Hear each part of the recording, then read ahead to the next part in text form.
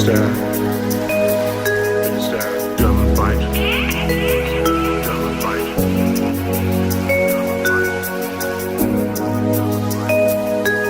Rising slowly. Rising slowly.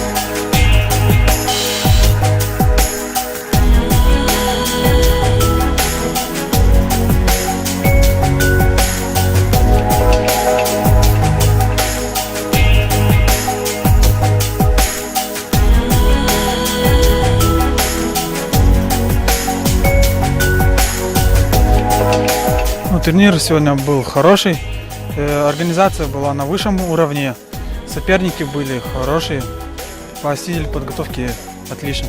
Как давно занимаешься стрельбой из лука? 5 лет. Начиная с 2007 года, как открылся в городе Мирном стрельба из лука. И по нынешний день. Значит, сегодня прошел турнир на призы ГБО РСЯ ШВСМ, школы высшего спортивного мастерства по стрельбе из лука. Это уже второй турнир. Первый прошел у нас в прошлом году. И в этом году мы провели турнир в 5 группах. Это в 2 луках классические луки и блочный лук.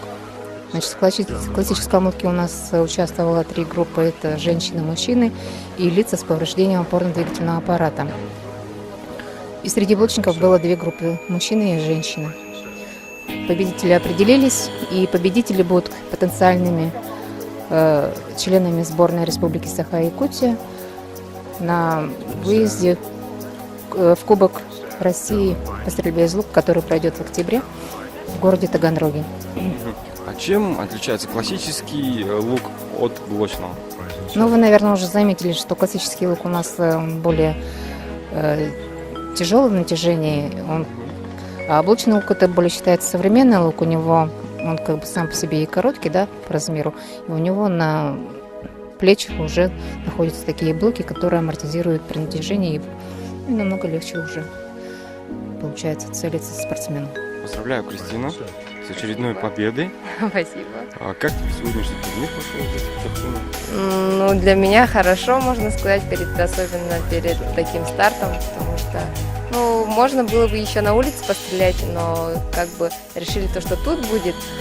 Ну, для меня это нормально, но стала первой, это как бы еще плюс одна медаль в моей копилке, и все хорошо прошло. Хотелось бы узнать твой девиз. Девиз? Никогда не сдаваться и стремиться к тому, что ты мечтаешь. Раз, два, три.